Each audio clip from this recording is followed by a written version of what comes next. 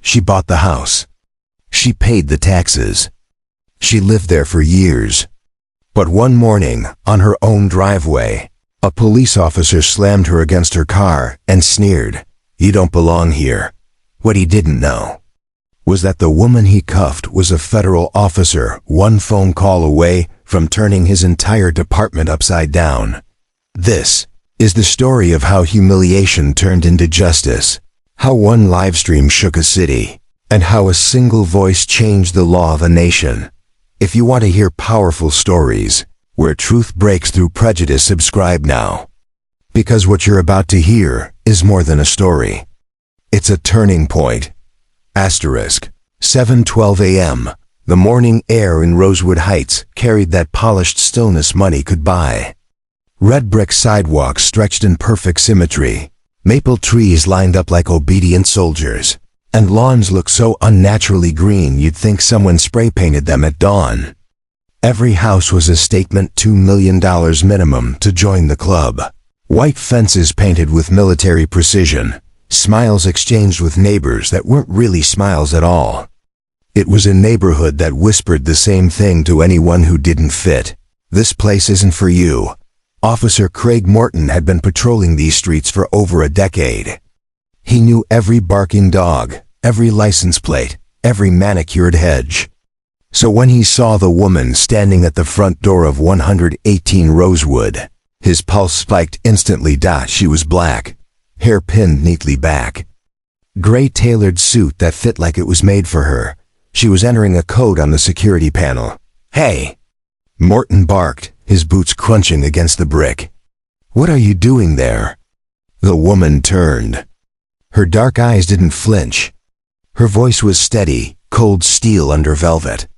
"Officer, I suggest you lower your tone." Morton froze for a fraction of a second.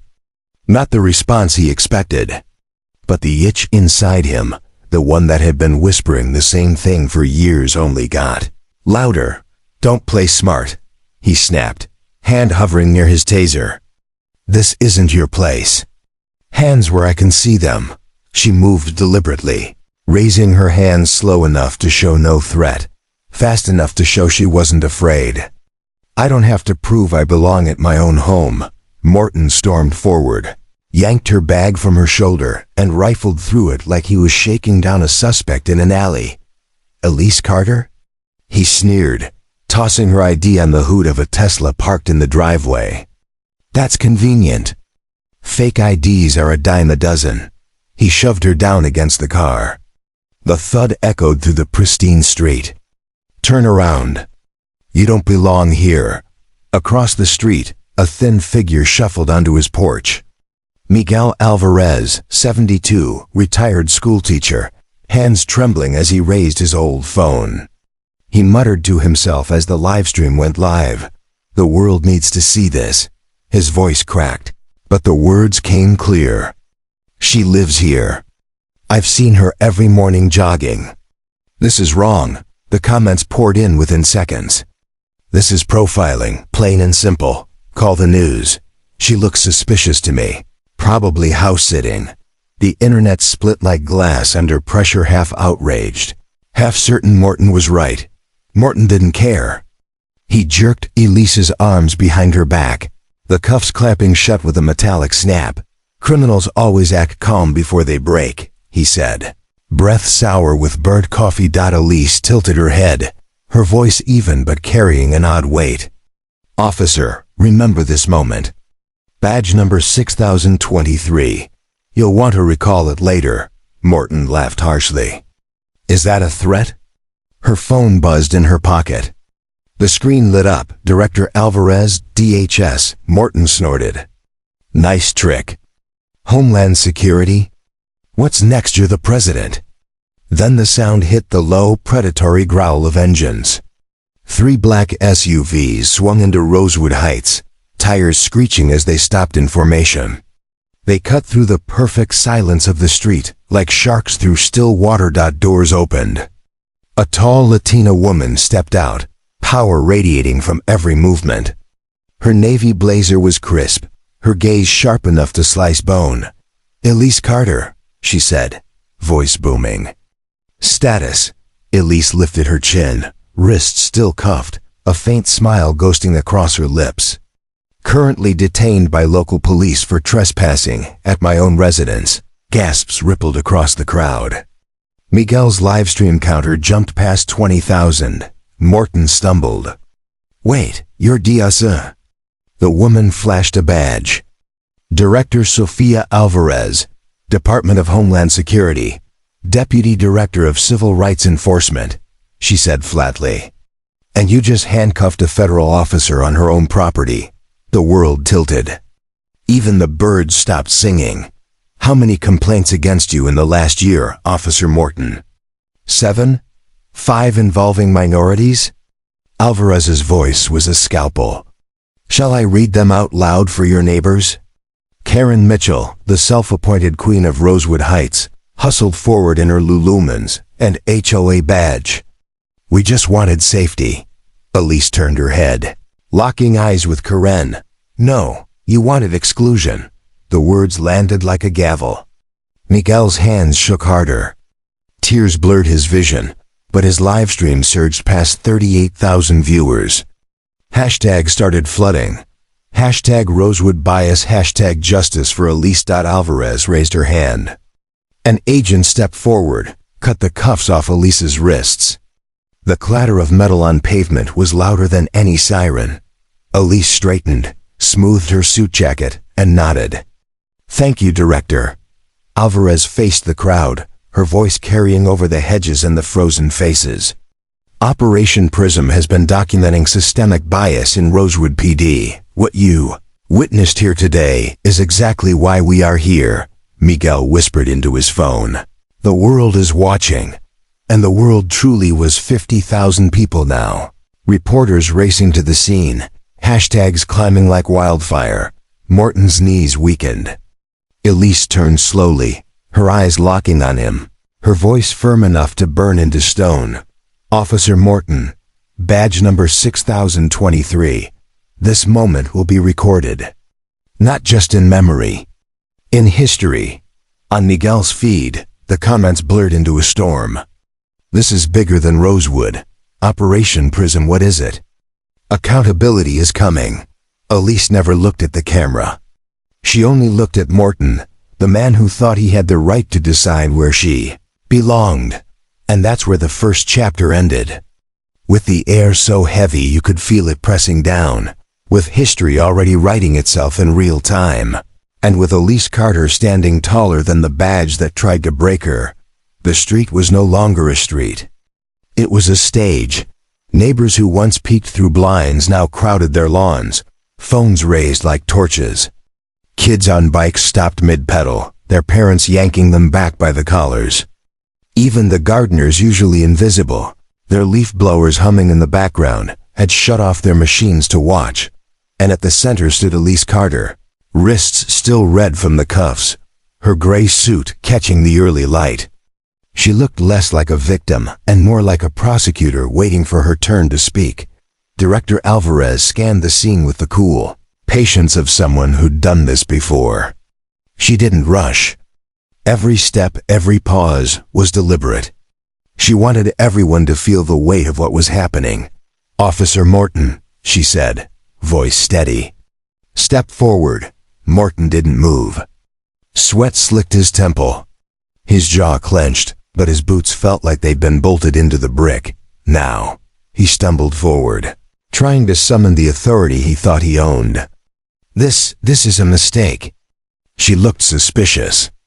I was following protocol. Protocol, Alvarez cut him off, does not mean handcuffing a federal officer in her own driveway without evidence of a crime. Protocol does not mean ignoring identification. And protocol, she paused, locking eyes with him, does not mean humiliating a woman because she doesn't fit your picture of who belongs here, the crowd murmured. A woman in yoga pants muttered, she does live there. I've seen her. Someone else whispered, oh my God, he's done this before, hasn't he? Miguel's livestream exploded with comments. Read his record. 7 complaints? Expose him. Alvarez raised a tablet, swiping with clinical precision. Craig Morton. Badge number 6023. 12 years of service. 17 civilian complaints in the last 3 years. Excessive force, unlawful detention, racial profiling. She tilted the screen toward the crowd. Want me to keep going? Morton's lips trembled. Those were dismissed. Dismissed. Alvarez echoed. Does not mean innocent. It means your department buried them. That's why we're here. Elise spoke for the first time since the cuffs came off. Her voice was calm, almost too calm. You thought today would be another dismissal, officer. You thought no one would see. But they did. She nodded toward Miguel. And they are still seeing. Miguel's viewer count ticked past 75,000. News vans rolled up at the end of the street. Reporters leaping out with cameras already rolling. A second DHS agent whispered something into Alvarez's ear. She nodded. Good. Set it up here. 2 agents pulled open the back of an SUV, unloading a portable command station, laptops, satellite uplinks, a printer still sealed in plastic. They weren't just reacting. They'd planned for this. Alvarez turned back to the officers. Another squad car had pulled up during the chaos. Sergeant Linda Hayes, 20 years on the force, stepped out. Her eyes darted between Alvarez and Morton. Director. What's happening here? What's happening, Alvarez said, is accountability. Effective immediately. Rosewood PD is under federal review. Operation Prism has been tracking your department for months. Today confirmed our findings. Has swallowed. She wasn't Sullivan, wasn't Morton. She knew the tremor in her hands meant more than nerves. It meant the ground had shifted under the whole department. Alvarez raised her voice, ensuring every phone captured it. This neighborhood prides itself on safety. But safety for who? For everyone, or for a select few who look the part? Karen Mitchell, HOA badge still pinned to her tank top, stepped forward. Her face was pale, but her chin jutted out. We've had break-ins. We can't just let anyone. Elise's eyes cut to her like a blade. Anyone? You mean anyone like me? Corinne stammered. I didn't. Yes, you did, Alvarez said flatly. And you're on record now. The crowd turned on Corinne, whispers sharp as knives. She backed away, suddenly smaller than the badge she'd flaunted. A DHS agent placed a folder in Alvarez's hands. She opened it, reading aloud like scripture. Effective immediately. Rosewood PD will undergo federal oversight for civil rights compliance. Training requirements will increase from 8 hours every 3 years to 40 hours annually. All traffic stops and residential encounters will be subject to federal review. An external oversight board will be established comprised of residents chosen by lottery, not politics. The neighbors erupted. Some cheered. Some shouted in disbelief. Phones trembled as comments poured in faster than anyone could read. Morton tried one last time. You can't just come in here and... I can, Alvarez said, stepping closer. Because your badge doesn't protect you from the law. It subjects you to it. She gestured to Elise. Deputy Director Carter will remain embedded in this community. She will supervise compliance directly. Gasps rippled.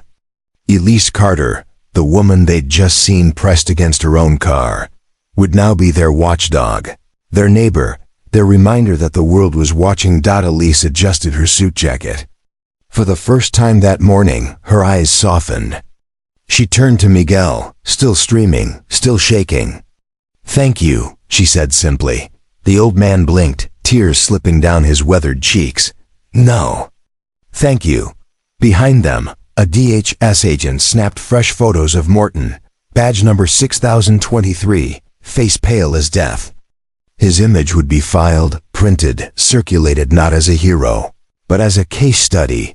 Alvarez lifted her gaze to the swelling crowd, her voice sharp as church bells. Ladies and gentlemen, you've witnessed injustice. And you've witnessed what happens when it's recorded, when it's challenged, when it's not ignored. Today is not the end. It's the beginning. The sun had climbed higher now, burning bright across Rosewood Heights. But the street felt different, altered, as if history had carved a scar across its perfect bricks. And Elise Carter, standing tall at the center, knew this was only phase 1. The sirens never came. What came instead were antennas. By 10:30 a.m., 3 satellite trucks from local stations had set up on Maple Drive. Reporters planted tripods on front lawns without permission. Cords snaked across manicured hedges, and every lens was pointed at the same woman, Elise Carter. She stood with Director Alvarez just a few feet from the patrol car that still smelled of her humiliation. Morton sat inside it, head bowed, every movement captured from a dozen angles. Sergeant Hayes whispered to another officer, "We're not getting out of this one." The reply came dry, almost bitter. "Out? We're already in." The crowd had swelled to nearly 200. Neighbors who used to wave politely now avoided each other's eyes. Some wore guilt like a mask. Others wore defiance, arms folded, lips pressed thin. Children peeked from windows, watching history unfold in their cul-de-sacs. A Channel 9 reporter shouted across the lawn, "Deputy Director Carter, do you have a statement?" Elise turned slowly, her voice carrying clear without the aid of microphones. "Yes, my statement is simple. What happened this morning happens every day across America. The only difference is that today, someone pressed record." Gasps, murmurs, applause. The live stream count crossed 100,000. Director Alvarez raised a folder again, pages already curling in the heat.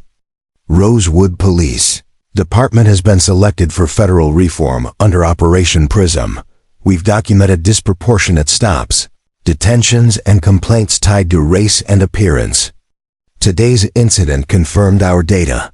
A murmur ran through the officers standing on the curb. One of them, Officer Blake, muttered, "This is bull," before Hayes silenced him with a glare. From the back of the crowd, a familiar figure emerged, Chief Harold Morrison. His unmarked sedan still ticked with engine heat as he walked forward, face as pale as unpolished marble. 28 years of service, silver hair combed back, uniform crisp. A man who had survived budget cuts, scandals, and elections. "But nothing like this. Director Alvarez," he said evenly, "you've made your point. Release my officer. We'll handle discipline internally." Alvarez didn't blink. "Chief Morrison, internal discipline is why we're here. Your house is already on fire. Do you intend to water it with gasoline?" The crowd laughed nervously. Phones tilted closer. Morrison stiffened. "You don't understand the politics of this town." "No," Alvarez said, stepping closer, lowering her voice to something that cut deeper than shouting. "I understand exactly. I've seen 50 towns just like it. That's why we wrote the consent decree." She snapped her fingers. An agent handed her a document thick enough to crush a fly with. "This, or federal takeover." The words hit like a bell. "Federal takeover?" Morrison's voice cracked despite himself. "That's not even." "It is," Alvarez said. "Under Title V and Section 14,141. You know the law, Chief. You signed federal grant requests last year. You take federal money. You play by federal rules." The numbers spilled out like a death sentence. $2.8 million in community policing grants. $600,000 in drug enforcement funds. $900,000 in equipment modernization. Alvarez read them aloud like a preacher listing sins. Without that money, the department couldn't last 3 months. Everyone knew it. Morrison's jaw worked. "You're asking me to put my officers under a microscope." "No," Elise said suddenly. "We're asking you to put them under a mirror." The crowd went silent. Elise stepped forward, her voice steady, her wrists still bearing faint red marks from Morton's cuffs. "For years, people like me have been treated like suspects in their own neighborhoods. This isn't about one officer. It's about a system that taught him he could get away with it." She turned, addressing the cameras directly. "But systems can change. if you have the courage to face what's in the mirror. The livestream counter hit 150,000 on Twitter. Hashtag Operation Prism began trending nationally. CNN's banner scrolled across the bottom of the screen. FBI and DHS launched civil rights probe in Rosewood Heights. Morrison felt his chest tighten. He was fighting not Elise, not Alvarez, but the entire tide of the country. He knew it. He hated it. But he also knew when the tide was too strong. He exhaled, long and ragged. What are the terms? Alvarez's smile was thin, merciless. Consent decree. Mandatory 40-hour anti-bias training annually. Body cam uploads to federal servers. Civilian oversight board with subpoena power. Zero tolerance for verified complaints. Non-compliance equals loss of funding. Morton slammed his hand against the glass of the patrol car. You can't do this. Elise turned, her gaze sharp. You did this. The words landed heavier than any gavel. Miguel wiped his eyes, whispering into his phone for the live stream. History. Right here. Right now. Reporters jostled, microphones extending like bayonets. Chief Morrison closed his eyes. He thought of pensions, of legacy, of the decades he'd spent keeping scandals out of the papers. And he knew there was no escape. When he opened them, his voice was broken, but clear. I'll sign. The applause was immediate, loud, uneven. Some cheered. Some booed. But no one could stop it. Director Alvarez handed him the pen. Elise watched closely, every breath in the crowd caught in their throats. And when the signature scrawled across the page, the sound of ink on paper was louder than Morton's pounding fists. Rosewood Heights had just changed forever, and Elise Carter, the woman they tried to erase from her own driveway, had become its future. The signature still glistened in black ink when the news helicopters arrived. From above, Rosewood Heights looked like a crime scene. 3 black SUVs parked in formation. Satellite trucks clogging cul-de-sacs. Hundreds of neighbors swarming sidewalks. But it wasn't a crime scene. It was a reckoning. Chief Morrison lowered the pen, his shoulders sagging like the air had been sucked out of him. He knew that single flourish of ink had just stripped away decades of command. The department was no longer his. It belonged to Washington now, literally and figuratively. Director Alvarez turned to the crowd, lifting the signed decree. Effective immediately, Rosewood PD will operate under federal oversight. Change starts today. The cheer was uneven, broken by jeers. A man shouted, "Government overreach." Another yelled back, "About damn time." The divide that had always simmered beneath Rosewood's manicured lawns was now carved into the street itself. Inside the patrol car, Morton slammed his fists again, but no one listened. Cameras captured every twitch of his jaw, every bead of sweat.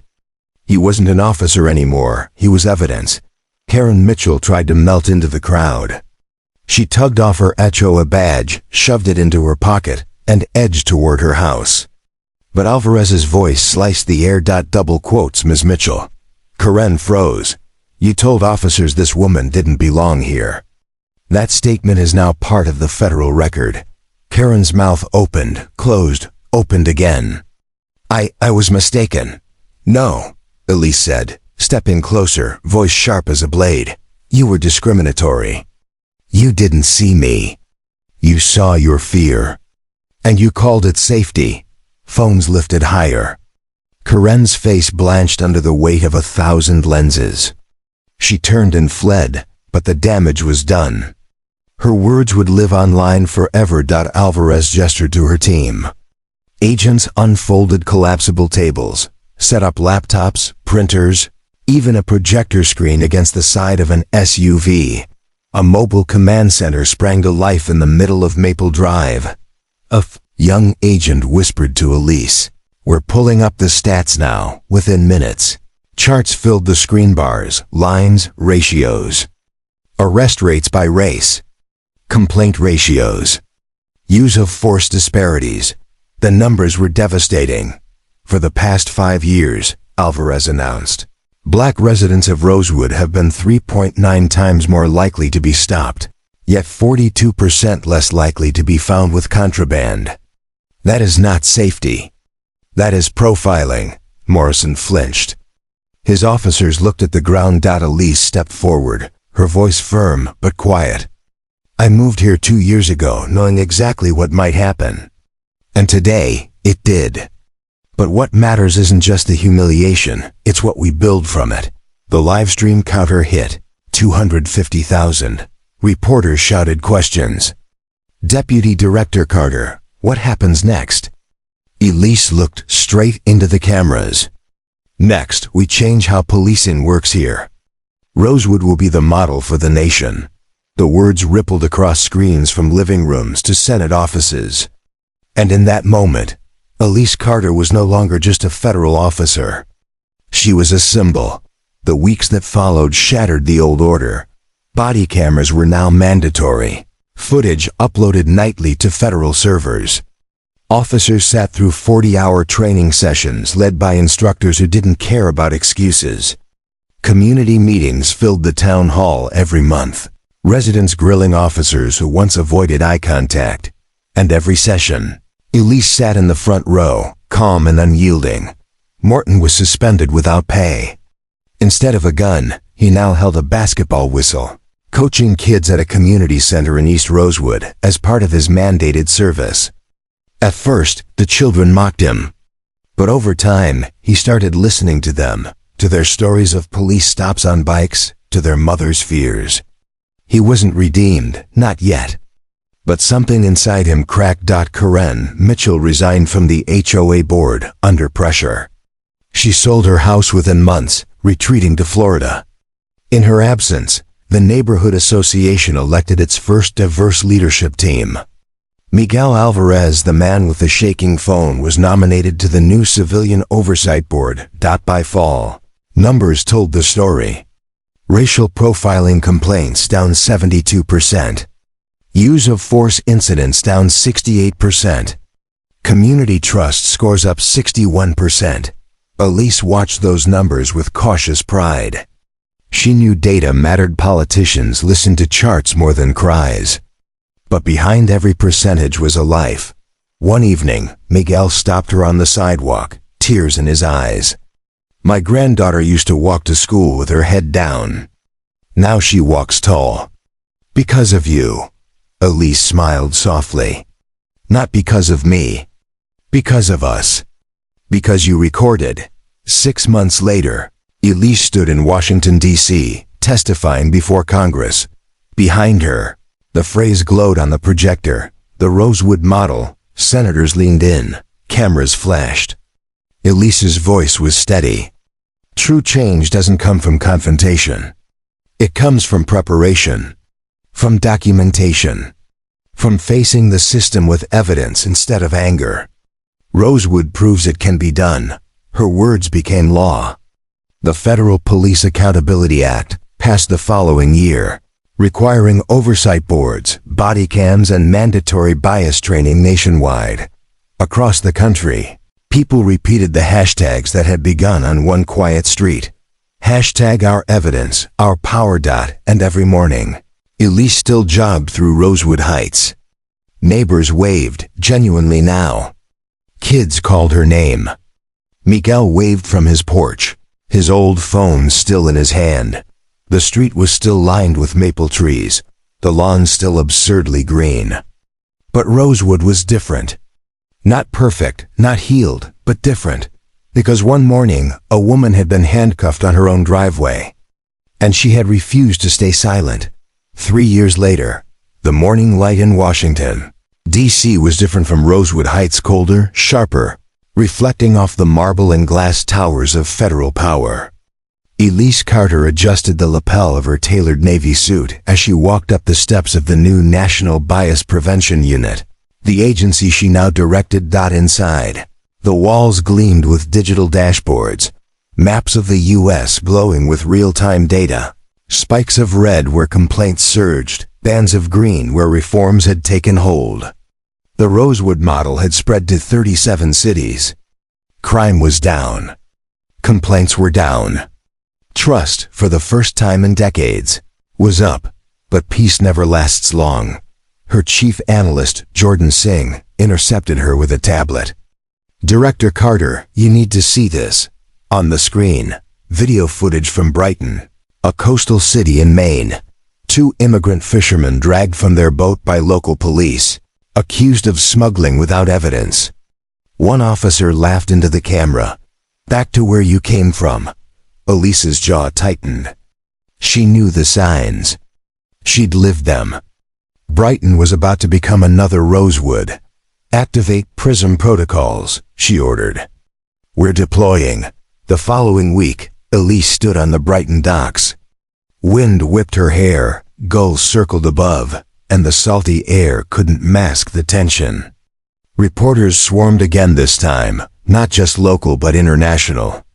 The world had watched Rosewood, and now it was watching Brighton. Beside her, Jordan whispered, "The EU Human Rights Council sent observers. They're framing this as a test of whether America actually lives its values." Elise's eyes scanned the crowd. Fishermen in weathered coats, angry locals with folded arms, police officers shifting uncomfortably in their uniforms. She raised a microphone, her voice steady. 3 years ago, in Rosewood Heights, I was told I didn't belong in my own home. Today, fishermen who built this town are told the same thing. Let me be clear, belonging is not up for debate. Citizenship is not up for debate. Human dignity is not up for debate. The live stream shot past 400,000 viewers in minutes. From the side, Brighton's police chief, gray-bearded and defiant, barked, "We won't let Washington bureaucrats run our town." Elise turned her head slowly, eyes cold. "Then Washington will remind you that federal law is not optional." Behind her, black SUVs rolled in again, this time not a surprise, but a statement. Agents unfolded another mobile command center. Cameras pivoted. Brighton's docks had become a courtroom. Late that night, Elise sat in her temporary field office, staring at the numbers Jordan projected on the wall. "Brighton's disparities are even worse than Rosewood's," he said. "Minority residents 3 times more likely to be stopped. Immigrants 4 times more likely to be detained without charges." Elise rubbed her temples. "It's the same disease in a different body," Jordan hesitated. "There's more. International press is framing this as America's credibility test. If we fail here, every authoritarian regime will point and say, 'You preach rights abroad, but can't enforce them at home.'" Elise leaned back, the weight pressing on her chest heavier than any cuff she'd worn. Rosewood was a battle. Brighton could be a war for the soul of the country itself. The next morning, Elise walked the docks again. Fishermen lined up behind her. Reporters filled every inch of boardwalk. Across from her, the Brighton Police Department stood in rigid formation. The air was raw with salt, fear, and history repeating itself. Elise raised her voice, not shouting, but commanding. "Operation PRISM began in Rosewood. It continues here. And it will continue until every community in this nation understands one truth. Power is not a license to humiliate. It is a responsibility to protect." The cameras rolled. The world leaned closer, and Elise Carter knew. This was no longer about neighborhoods. This was about nations, from humiliation on a quiet street to rewriting the laws of an entire country. Elise Carter proved one timeless truth. Real power isn't in confrontation. It's in preparation, patience, and the courage to document what others want to hide. The Rosewood model became a beacon, reminding us all that dignity can win if we choose to fight with evidence instead of rage. And if you believe more stories like this deserve to be told, don't just scroll away, hit subscribe, and be part of a community that turns pain into power and silence into change.